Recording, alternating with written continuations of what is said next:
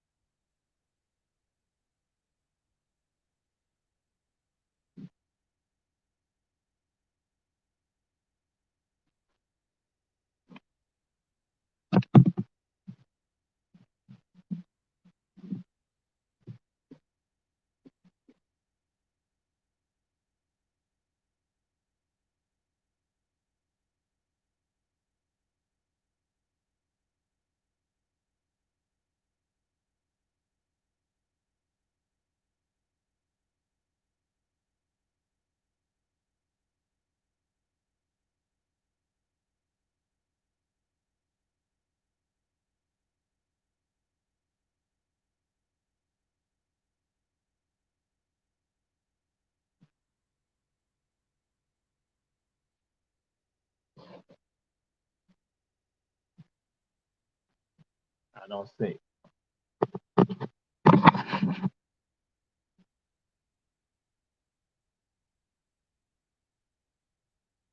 I'm looking.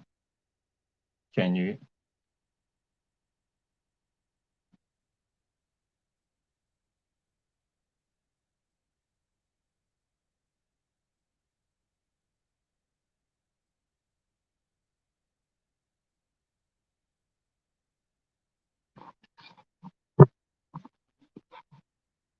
All right. Greetings. Um, my brother, my big brother Julius Hall said that I was live when I knew for a fact I wasn't on the screen yet. So yes, we're glad to be with you. This is the third edition of the great show called Run Tell That. And Brother Nigel is not with us this evening. So we're going to do some modifications with regards to what we're going to be doing in the future with regards to our shows. We're going to take it back in time and we're going to have the magazine format for our show, which means that we're going to cover a lot of topics. We're going to put a lot of things out there. And we're going to also have guests coming on with us because there's some things that I think we need to know that you should know about what's happening in our community around the entire country. And the first thing, because what you all know last week, I did say that there was a topic that we were going to bring up. But something happened today in which the United States Congress, the House of Representatives, it has now gone to impeach the president. At least 10 Republicans sided with the Democrats with regards to impeaching President Donald Trump. Now, some of us may get excited about that. Some of us may be geared up and happy that this has occurred. But there's still another process that must happen, and that is in the United States Senate. With regards to that, you now going to have a supermajority that is 2/3 of the Senate now supporting with regards to the trial and supporting the impeachment of the president. That's going to be an issue with regards to that. We know right now in the House is 50-50, which you got the one vote that'll go over, but then that 66%, that's going to be the issue that we're going to deal with. But there are some Republican senators who have said that they don't know where they stand. Some of them may support it because they felt that it was the cajoling by the president with regards to what happened at the Capitol in D.C. And I had shared with folks a prior week ago, I said to people that we will not have anything like this happening in the United States. Said that will not occur. But now we see politicians now looking at another politician who has incited something like this. But guess what? This is not the first time something has happened like this with regards to African people, in particular with regards to them exercising their rights to vote. And now when we're not looking at this nation becoming a new nation, this is right after the Civil War. And in Mississippi, they had something called the Red Shirts. The Red Shirts. The Red Shirts were a brigade of Caucasians who wanted to basically suppress Mississippi. Because what occurred at this time, when we look at the South during this time period, there are several southern states that are majority black. I'll repeat. There were several southern states that were majority black populations. So what they began to understand with that majority black population, they could dictate the future of those states. So they went about trying to suppress what was going on. And so the Red Shirts came about. And I tell folks, it's kind of ironic. The Red Shirts, I'll let you know, spread to other southern states also, because it started in Mississippi, and this was about sheer terrorism. So when we talk about terrorism today, don't think that is something new. Terrorism has gone on in this country as long as our people have been here. So yes, and Native Americans have been here. Terrorism has happened here. So the terrorism of the Red Shirts has spread to other states like South Carolina. And here go progressives in South Carolina also being attacked. African American business owners being attacked. People exercising the right to vote to be attacked. Things tied to like the Hamburg massacre that occurred there in South Carolina. And today, I tell folks what was so funny that when we looked at what happened last week on last Wednesday, that we saw literally an experience that was almost like the Red Shirts, but instead it was the Red Hats. Yes, the Red Hats. That is, we're looking at Make America Great, that we see people with that touting this right here, with those things going on. And I'm saying, wait a minute, it is time out with regards to this, and that many of us, we get caught up into this fervor. And so that's why, again, so the impeachment is happening right now. That process is going on, but it's going to be interesting to see what happens in the United States Senate with regards to, will there be some that will go inside with the Democrats? Because we know the Democrats are pushing this heavily. Will there be Republicans that will side with the Democrats? And as it stands right now, there's this tone, this tenor that's being promoted throughout the Senate right now, throughout Congress about forgiveness, that we need to forgive because they say the nation will be divided even more. Some people are going to say that this nation's already been divided for a long time, and what you have seen with regards to the shootings, the homicides, the murders, the discrimination, the rampant discrimination That is all of the Karens and other people like that, the Bobs who are now out there disparaging African people and then accusing them of crimes that they had not committed, that their lives not being threatened based on this, being jeopardized based on the lies, on the falsehood. Some people say that this is a part of the process. They'll talk about what happened in Charlottesville, Virginia, that this is a part of the process that people sat silent on. Good people sat silent on this. Good people not saying anything. But now today, the tone of the tenor is, we need to forgive. We need to not have the nation divided. Where were those same sentiments when we saw people doing that in Charlottesville? When we saw people doing it in Colorado, we saw them doing it in Wisconsin, we saw it doing it in Chicago, we saw people doing it in South Carolina, we saw people doing it, and people said nothing. There was nothing being addressed with regards to the pain and the anguish of people being killed. Nothing being said from the people who are in Texas, the great state of Texas, where everything is bigger. There were no big cries, outcries there in Texas with regard to Botham Jean being shot by Amy Geiger right there in his own home. No big cries. Instead, people were silent. And so now with regard to the impeachment, they're saying we don't want the nation divided further. We need that on your minds all the time, not just now. That's a move that we need to make. And so that I'll segue into this, that with regards to when we look at the Trump supporters, and I ask this question of people, I say about the Trump supporters, why are they so violent? Why are the Trump supporters so violent? What's going on with that? Why are they violent?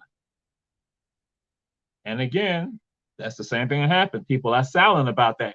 Or they try to justify. They try to justify and say they're trying to take our weapons from, they're trying to take our guns from us. So that caused you now to become violent because they're trying to take your guns from you. Now, I will say this. I have not seen any actions. I have not seen any laws that have been promulgated, that have been put out there for folks' weapons to be taken away from them. But that's always a convenient tool for people to now run after other folks and to attack them because they feel threatened about their weapons. Now, let's go back to the Second Amendment on this, that even the Second Amendment, that some things what was going on with that is not the same mentality of the day. When people say they want to go back to the original intent, the original intent for the Second Amendment was not what people are trying to promulgate, trying to put out there today, trying to promote. No, it's tied to, again, the violence that you want to push out there to cause fear in people. You want to dominate folks, but then you also want to put them in their place, as you tend to think. And so when other people who are peacefully protesting, peacefully standing up for their rights, that now you project them when they're being peaceful, you now will go and shoot them down. Oh, you ever heard of Kenosha, Wisconsin? When you have a teenager who shoot down people who are protesting peacefully, or not even, I would say protest, who are now standing up, doing what this nation has said we should do, that we should stand up and voice our opinions. Guess what? No one said anything about the lives of the peaceful people. And that again, but some people tried to, again, disparage them and make it seem like they were violent, when that's not the case. Here you go, people around this entire nation not trying to stand up for what is right, following the principles of this nation, that we're supposed to speak out. The electorate, the citizens are supposed to speak out, and they come at us. But here you go, Trump supporters, again, Trump supporters, that's how they classify themselves, Trump supporters who now openly engage in violence. And no one says anything about it. People just, they roll with it. It's okay for them to engage in the violence. And I tell folks, no, it's time out for that. We can no longer allow any of that to occur in our nation. It's time out for that. And I'm not saying take anyone guns from them. I'm not saying that at all. I'm saying I value the Second Amendment. I value all the Bill of Rights, the first 10 amendments. I value those. But I'm not going to let you try to skate around with your lies. And so then you try to project other people who are innocent as being violent, but then not addressing the violence with regards to your own group. Because I'll share this with you. I heard at least 3 conservative pundits who lean towards being Republican on last week, nationally known. And one of them said that good Republicans, that's what they say, good taxpaying Republicans weren't the ones that are involved in this. There were other people. That the good Republicans were not involved in this, the taxpaying. They made a distinction. Then another one tried to say that it wasn't the Republicans who did that. It was another group. It was that infiltrators. They were coming in there. And so I'm like, okay, Then another one is saying that it's not our type. It's the other types. It's some of those people who are just tired and they're not our type. So here you go, as I had shared with some folks when this first happened, this person tried to tell me also, this is again someone who is a supporter of the president, who said that no, it was basically infiltrators who came in. This is what he first said. Then I found it so interesting that later on what occurred was that, here you go, again, these other conservatives and Republicans who are now saying, alluding to the fact that, yeah, we did have our hands in this. We had our hands involved in this right here. And so now people are looking at the president. And so I'm saying not only looking at the president with regard to this, but looking at the people themselves. And as I shared with you all last week, I said something we call ochlocracy. That is mob rule. We literally saw mob rule in the United States Capitol last week, which was absolutely shameful. People around the entire world were frightened as to what was happening in the United States. Are we not breaking down? And so folks were looking at, and I've had folks from outside of the United States, from Scandinavia, where they're going to say you have the purest of the pure right there in Scandinavia, who are saying that they have been tired of what they have seen in the United States for the past 4 years. Yes, we've had those conversations with people outside the U.S. And so that's what's happening right now. And so I said, Trump supporters, why are you so violent? Now that segues into something else, that some people are going to say that they are not really Trump supporters, but these are people who already have issues of hatred. So they just mask it behind the image of Donald Trump, because Donald Trump has been a convenient tool with regards to this, because people look at the legacy of Donald Trump, the Central Park Five, when he put an advertisement in the New York Times, basically wanted to crucify 5 young African men, boys, the teenagers, wanted to crucify them on something that was false. So people are going to look at that legacy. They look at the legacy of Trump with regards to he and his father and housing discrimination in New York, willing to pay the fines as opposed to being fair with regards to housing. So this legacy, what he now represents, what he is now touting. And as I tell folks, in 2016, it was quite frightening and shocking that when you have a person running for the presidency of the United States who said that he can essentially shoot someone on Fifth Avenue and nobody's going to have a problem. I told folks that is insane. That I had never heard any candidate, which I'm sure that probably has happened in the past, but I've not heard any candidate openly going to say something like that. And people cheered that on because they are buying, that was feeding into that frenzy, that shark frenzy that they were not having with regards to now they seeing rights being taken away from them, as they were saying, when there were no rights being taken away from them. It was fictitious with regards to that. So now we see these people who are now out there, who now are using all this disguise to now go and put it out there. And I have to go and say, we're going to need to go back approximately at least a decade ago, that they talked about the number of militias that were being created. That they talked about the number of militias that were created in the United States, and that there are militias that are being created in the place, that some of them in place in called South Carolina. That there were militias in South Carolina. And when they started pinpointing some of the militias were in a place called Jasper County. Wait a minute, Jamal, what are you talking about? What are you talking about? Yeah, that it was documented. They talked about some of the militias being right there in South Carolina, right across the bridge. Later on, we see some of the militia group that was playing around in a place called Liberty County, Georgia, Hinesville, tied to the military. So these people, some of them have this hatred, and they try to disguise with other things, but they have this hatred towards people. So now we're saying, what's going on? Are they truly Trump supporters, or are these people who are just masking it, hiding it, their own hatred, the racism? Yeah, we got to address this, and it's time out for us to sit back being silent about this. That again, we don't need to have the Southern Poverty Law Center looking at this. We need all our institutions doing this. They're looking at this and putting it out there squarely. If it's the National Urban League, if it's the NAACP, if it's National Action Network, we need everybody out there looking at these folks and then exposing them, not sitting there being silent. So yes, are they truly supporters of Trump, or are this just really a part of the scheme for them to be able to mask and promote their intolerance and their supremacy? That's what we need to be moving on to with regards to addressing people squarely with regards to this. And so we'll move on. Like I say, we got a lot because we're going to do this cultural magazine format now because we're going to have a bunch of stuff that's happening. And as I share with folks, people talk about Blue Lives Matter. And they try to ignore the fact about Black lives mattering. I tell folks, Black lives still matter. Because look at what's happening in our country right now. That you even have a case where the Attorney General and others will not push the issue of an African-American veteran being shot in the back because someone is shooting at a mall in Hoover, Alabama, if I'm not mistaken. Shot in the back, say because he pulled out his weapon. He's doing what he's been trained to do. Like many others in the military, they're trained to also protect and serve. So that's why he's now seeking to now go protect and serve. And this officer didn't even inquire about what was going on, but instead shot him in the back. And so, but here you go in the state of Alabama, they don't look at pressing charges on the officer. Nothing is done with regard to that. So again, Black lives still matter. Black lives still matter. Blue lives, if blue lives truly matters to some of these folks, then we would not see officers in Washington, D.C. harmed on that day. They chased an officer also who led them astray so that way our politicians there in D.C. would have been protected. A true hero. So we see things like that. And I say, what is the hypocrisy going on with this? That these people talk about blue lives as a counter to Black lives? No, Black lives still matter.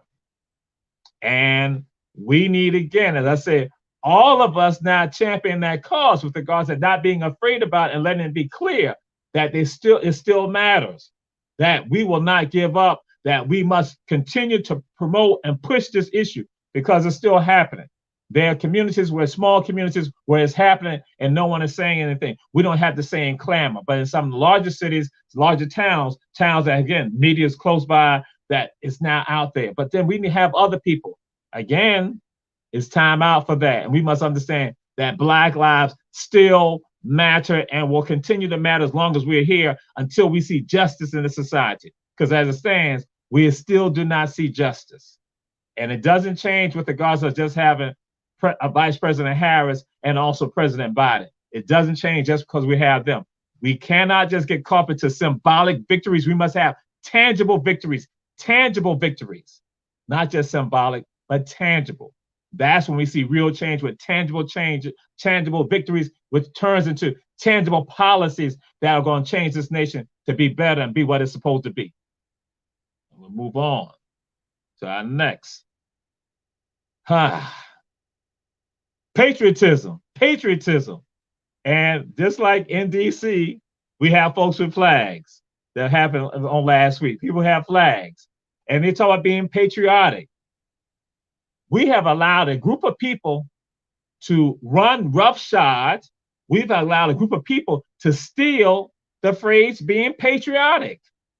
Yes. Some of us, we sit back and let a certain group of people say that they are patriotic and then make it appear as almost that you're not patriotic. That when you are not, and I'm going to move with regards to this, when you are not protesting against injustice, standing up and marching against injustice, they try to make it seem like you're not patriotic. If you decide to kneel down with regards to the national anthem, they make it seem like you're not patriotic. Guess what? I need to let all of you know this right here, that when you are marching, you are not clamoring, you are not putting it out there that you want to see justice in this nation. Guess what? You are being patriotic. You are the patriots, not these other people. You've allowed them just to co-opt the phrase patriot and think that you're not. Guess what? This is what happens for me. And I had to share this, that some people know I've done this long before Colin Kaepernick, that when the Pledge of Allegiance is being done, and even the national anthem, I did last week, I stood up last week. But over 10 years, I never stood for the Pledge of Allegiance. Don't stand for it at all. And the anthem, I don't stand for it. Did it last week because of our DA, Shalana Cook-Jones, did it for her. Otherwise than that, people know I've been doing that over 10 years. Over 10 years I've been doing that. Why did I do that? Because this is my way of protesting what is going on in the society. See, sometimes we don't need the media to tell us that we need to stand up. Some of us have been doing this because we've been in this struggle for a long time. So that's why for myself, I've been right there. And so I would never stand up. And guess what? If anyone ever can, no one's really come up to me. One person asked me a question. That was Coach Broadnex at Savannah State when he saw at the City Hall in Savannah that, again, everybody did the pledge and I sat down. That's when he came, he said, I know you didn't stand. I said, no. I said, this is my way of protesting the injustice in the society. He said, I figured that. So guess what I am? I'm a patriot. That's what I'm a patriot. That's why I say no one has ever run up on me to say anything to me about any of that when I've been at games and all of that, been at functions for the government. No one said anything to me about that. In fact, times they see me sit down because I'm waiting for someone to come to me and I'm going to say, listen, I'm the best patriot in this nation because I understand the principles of this nation that I'm told by this government from the beginning of the formation of this society, of this government, that I'm supposed to stand up and speak out when I see injustice and find my own way to deal with civil disobedience. And this was my way of civil disobedience with regards to what has been wrong in this nation right here. And I call attention to it. See, they don't like that when you have an understanding. And I tell them, I am a patriot. So I have a right. I drape myself in the flag if need be with regards to this, that this flag give me the right to do that. The flag is not just for people in the military.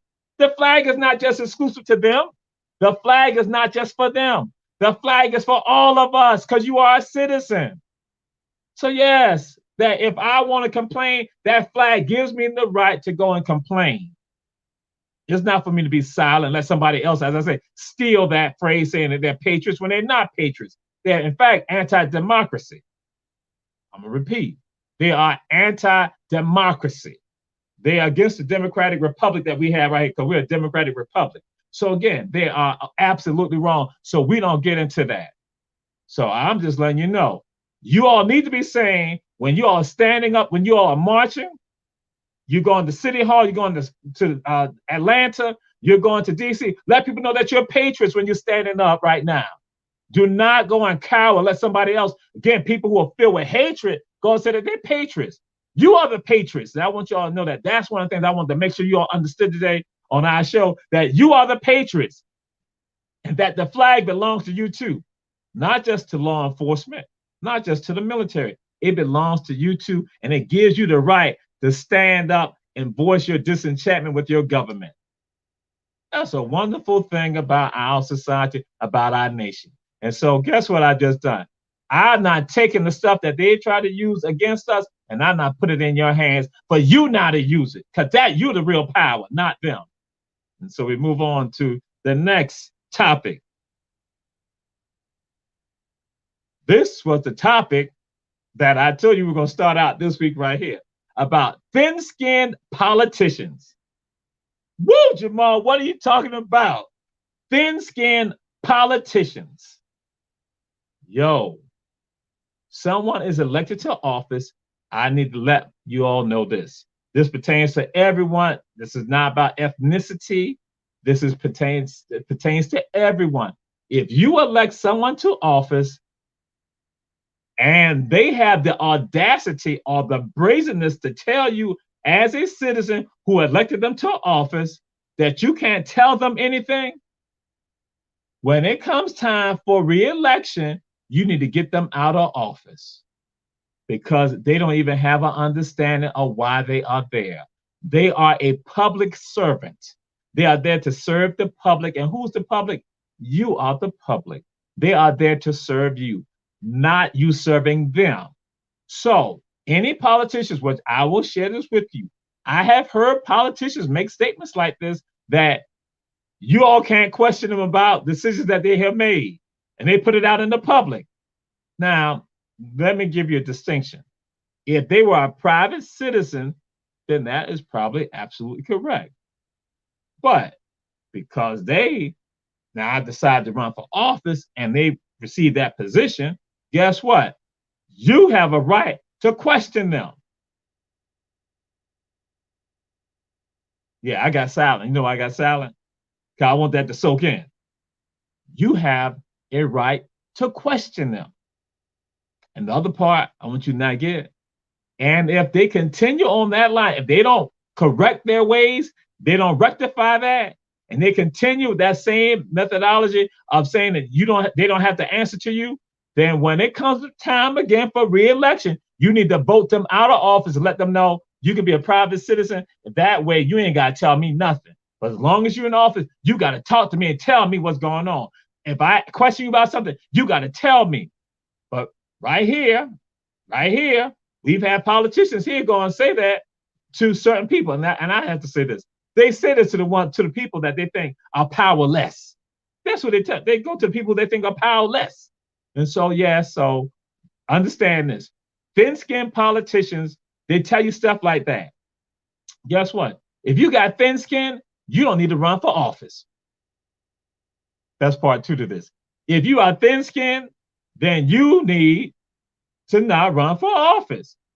If you got thick skin, then you can run for office because your constituents have a right to question you anytime.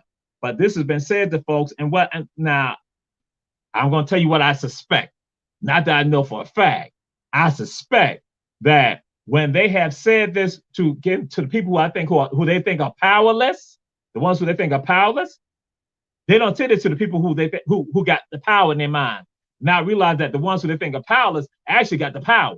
The ones who are the ones who they think are powerful actually need them and their constituents to do anything.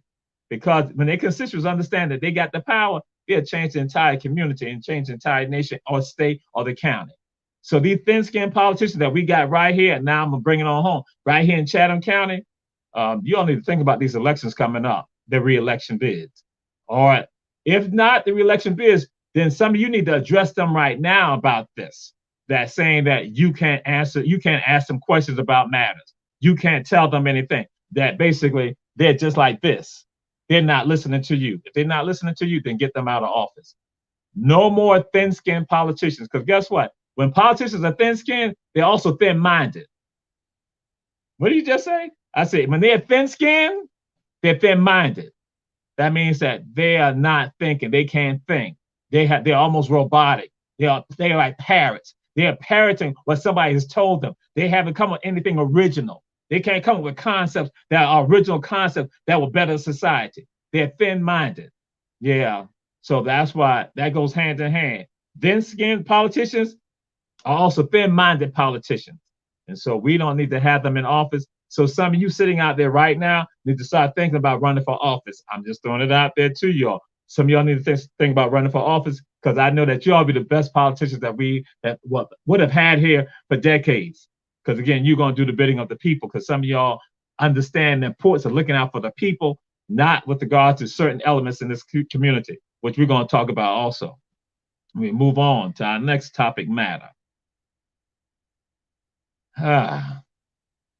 This one right here, some of y'all may be familiar with. I had told folks about D15 is coming. D15 is coming. I did a video with regards to D15, paying homage to Juanita Perkins. Juanita Perkins was a kindergarten teacher for folks at St. Philip Monumental AME Church, the mother church of AME's in the state of Georgia. So she had years of young people in her care, 5-year-olds, 4-year-olds, all in her care, and she was educating them.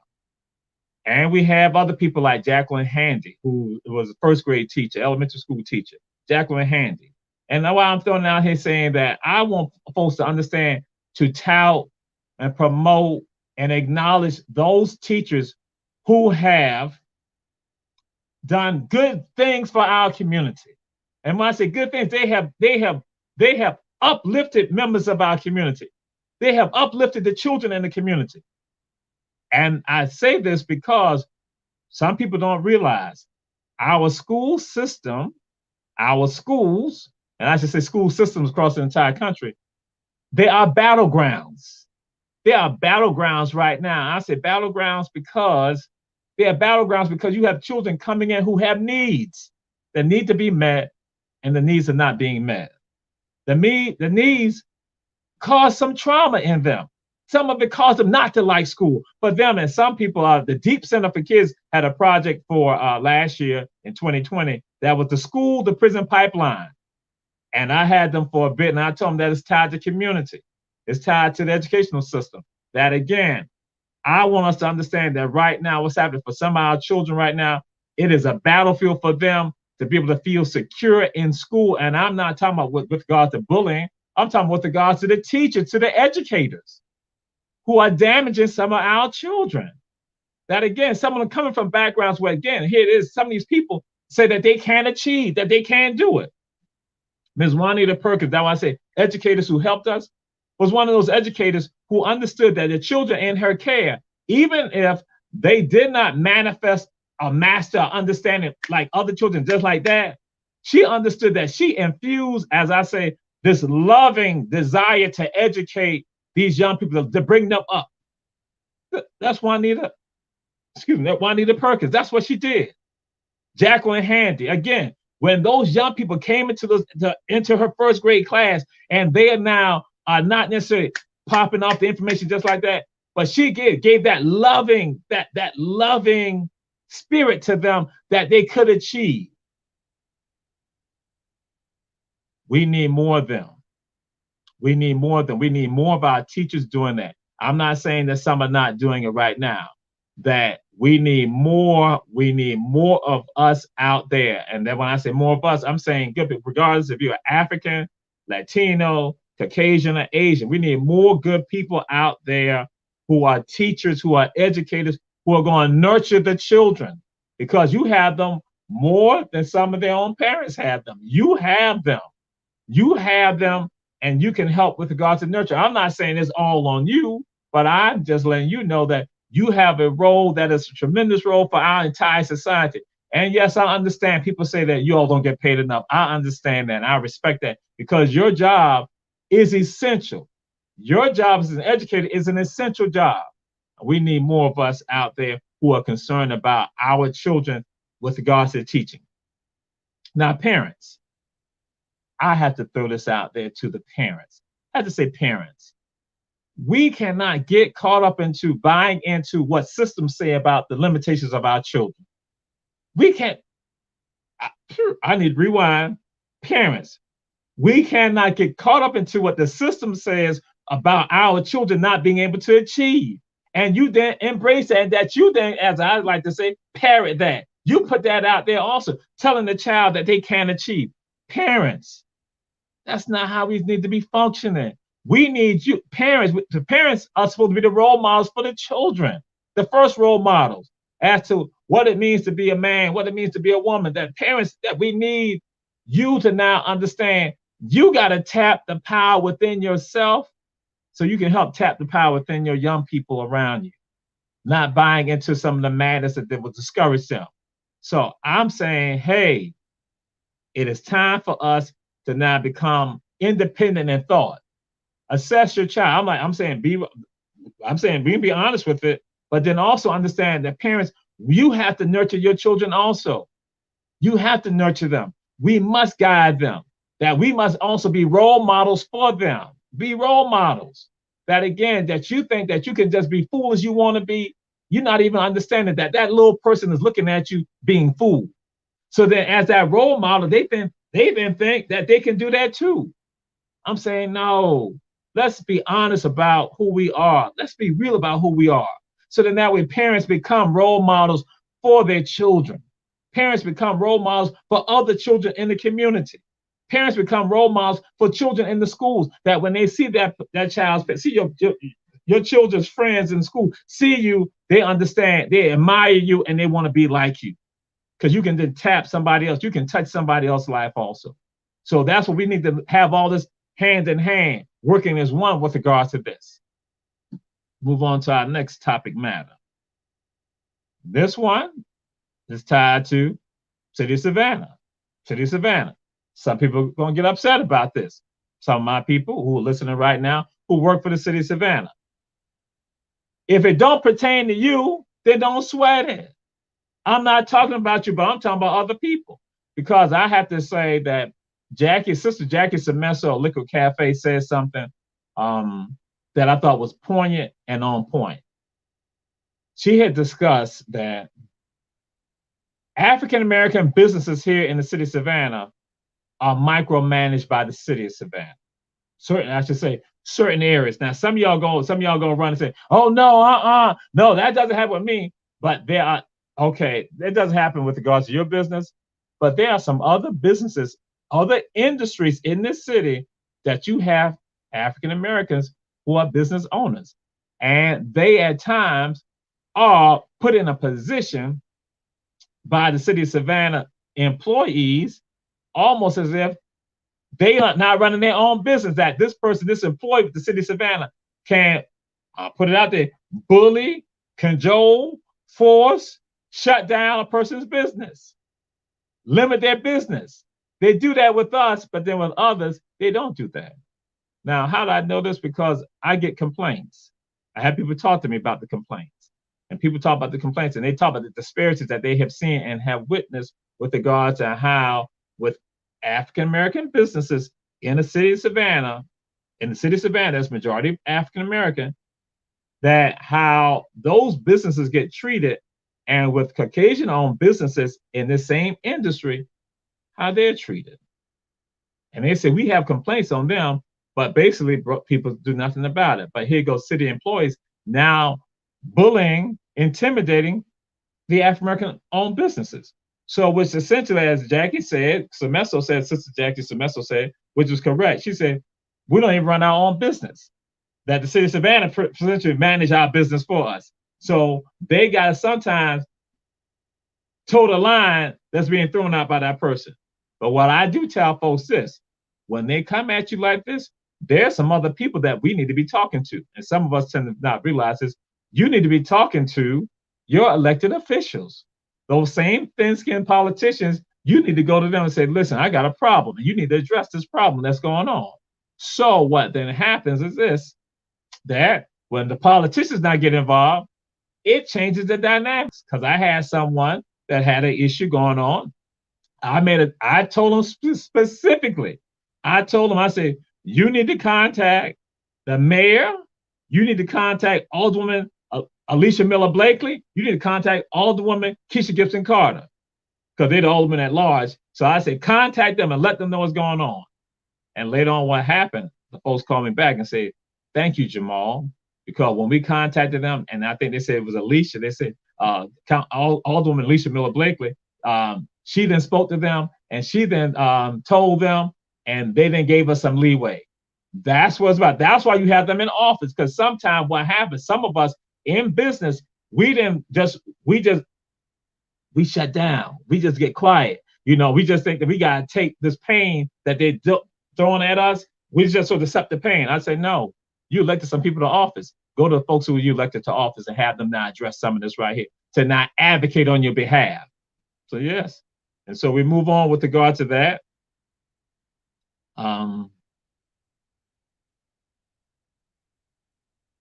I call this Savannah side, which some of y'all know I do joke. Because again, this show right here, we're gonna have fun. We're gonna have things that are serious. We're gonna have things that are thought-provoking, things that we're gonna try to come with solutions also. One of the things that y'all hear me talk about, West Side? Always represent West Side. Represent the West Side. You know that for a fact. I love the West Side. But I love the East Side. I love the South Side. I love all of that. And I say Savannah side because, see, now some of us, when we saying West Side and East Side, South Side, guess what? We ain't saying that we're better than any other part of the city. We're not saying that because of that. We're saying it because we have a love for our community. And so what I want folks to understand, even though I might say West Side, but guess what? I'm really Savannah side. All of Savannah belongs to me. Whoa, wait a minute. All of Savannah belongs to me. All of Savannah belongs to me. I belong to all of Savannah. So even though you might think, just because you might be in Cloverdale, you might be in Windsor Forest, you might be in New Hampstead, you might be all in those areas like that, guess what? They're still all part of Savannah. And we all one. So I'm Savannah side, because now this is also a segue to this right here. Because we have politicians also that try to make it seem like we can't say anything with regards to other parts of the city if we don't live in other parts of the city. People in community, neighborhood associations say that we can't say nothing. I can't say nothing about Cloverdale. If something's happening in Cloverdale, you trying to tell me I can't say nothing? Something happened in Carver Village, I can't say nothing? You trying to tell me that? Because guess what? Anything that happens in one part of the city impacts all of us. Yes, let's go back to that. Anything that happens in one part of Savannah impacts all of us in Savannah and in Chatham County. You think it doesn't? Because we're all one. We are all impacted. So I have a right, because I'm a citizen here, to speak out and talk about any community. Yeah, Savannah side. So yes, I'm a rep West Side, but when it comes down to it, I rep Savannah full and hard. That's part of the pride. I should have pride in my neighborhoods. I should have pride, but then also I should have pride in my city. I should have pride in my city. Yes, we represent. And if I got to push it to the county, I need to have pride in my county. Absolutely have pride in my county.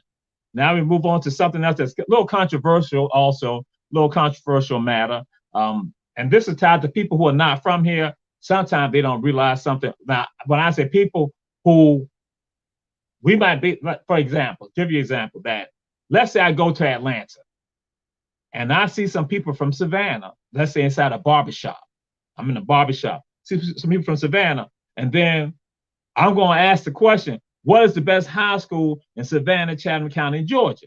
And you know, somebody going to bust out Windsor, somebody going to bust out Johnson, somebody going to say Island, somebody going to say Savannah High. They're going to say the High, somebody going to say Beach, somebody going to say Johnson, somebody going to say Tompkins, they're going to say all that, they're going to say Groves. You know, they're going to throw all that out. They're going to throw all of that out there, all these schools. And then I'm going to say, no, it's HBJ. I'm going to say that. And what happens is that other people who are in the barbershop, say in Atlanta, they're not looking. And which I've had this experience. I had somebody going to say, wait a minute. Y'all act like y'all high schools are almost like colleges. And I laugh at that. And I'm going to say, that is something that's uniquely Savannah. That is uniquely us. That is something, and I tell you, that is a wonderful thing about us, the pride that we have in our high schools. Yes, and see, some people don't realize this, some of y'all might not realize this, that other places don't have that type of spirit about their high schools.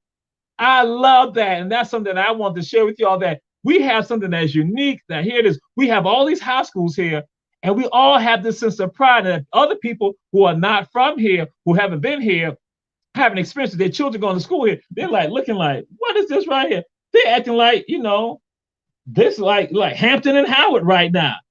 This is like Albany State and Fort Valley. You're like, this is like Tuskegee and Alabama State, Alabama A&M. Yeah, you don't realize, but our high schools, we have that same type of spirit, that same type of fever, that same type of love.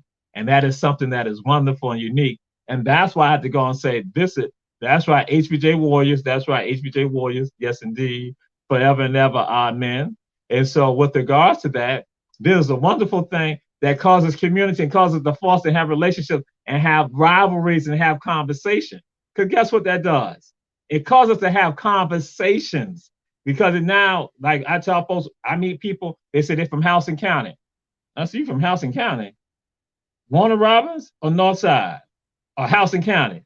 Then they look at me, they're like, oh, so what that does, that brings them in. We not come together. Yes. See, somebody saying something ignorant. So that's why I'm like saying, you don't even understand what time it is. Because now we know something about one another. We have that connection and that bond. And people start saying, wow.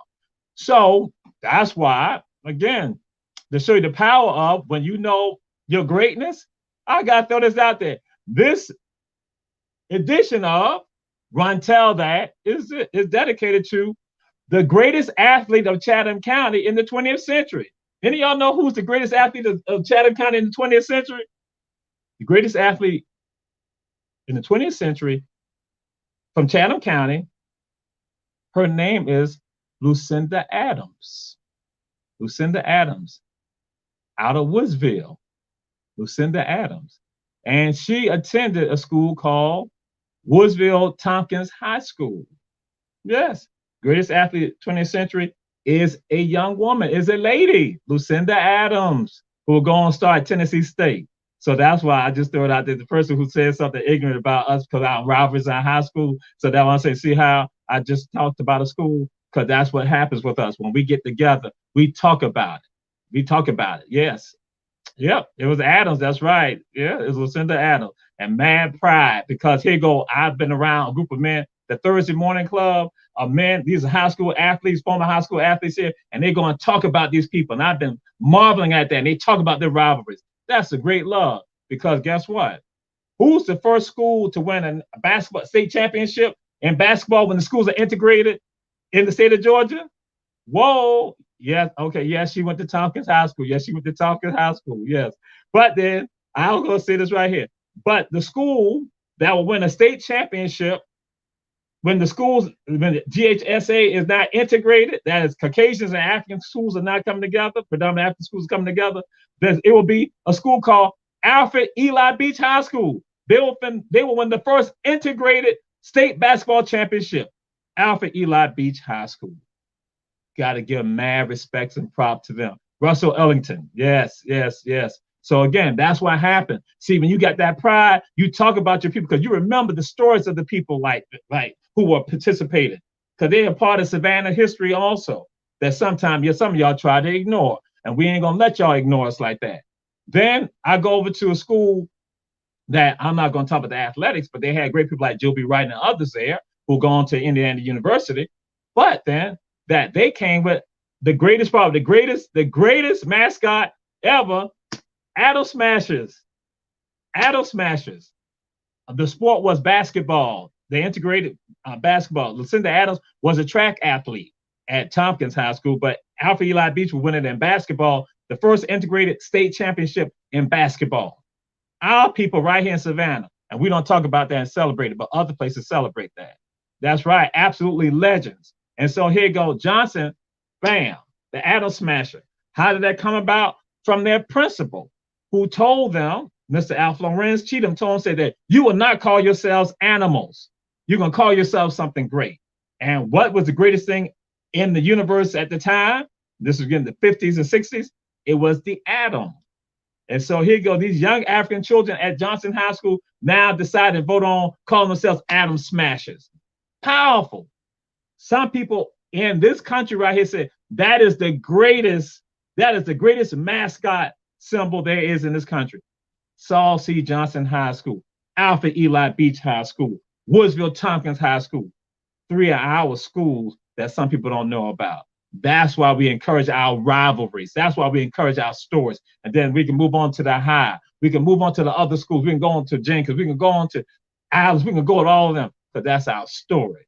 And we tell our story with pride. We represent.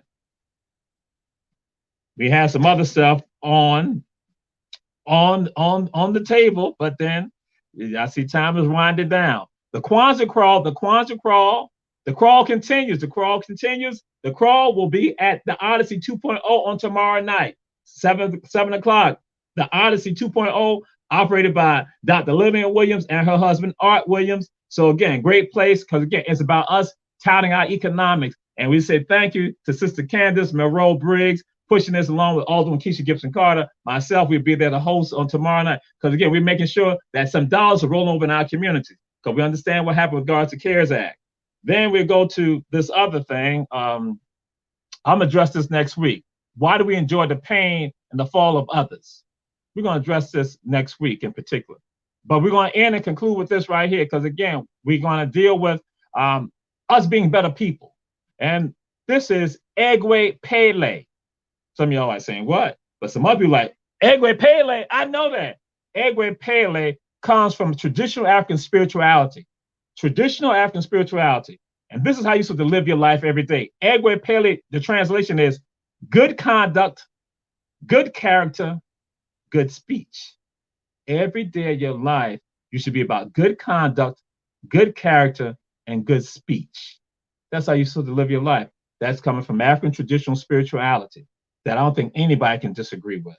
And then the other one comes from, again, African traditional spirituality, Mayat, M-A-A-T. Mayat stands for truth, justice, righteousness, and reciprocity. Now, some people, reciprocity, I tell folks, reciprocity actually means karma. That if you do good, you get good. You do bad, you're going to get bad. But if you get the bad based on you doing bad, guess what? You need to be about truth and just accept it and move forward so you can be a better person. And so that's what we want everyone to do this. We want you to be about good conduct, good character, and good speech every day of your life. We want to see transformations. We want to be about truth, justice, righteousness, and reciprocity. And guess what? When you have all that in you, you don't have no fear of man or woman. You have no fear of any of them, because you know that all that right there is ordained and divine or natural, depending on your spirituality. If you're an atheist, guess what? It's all natural. That's how we're supposed to be. So that's why. So some of you, when you try to come at me, that's why I come back, because I know I got truth, justice, righteousness, and reciprocity, along with good conduct, good character, and good speech. As we're going to say, God consciousness. Glad to have you all with us on this segment. We're going to be involved, and we're going to be having some guests next week also. And we're going to move back into the point of, why do we enjoy other people failing and having pain? And we say to y'all, take care, good conduct, good character, good speech. Peace and blessings.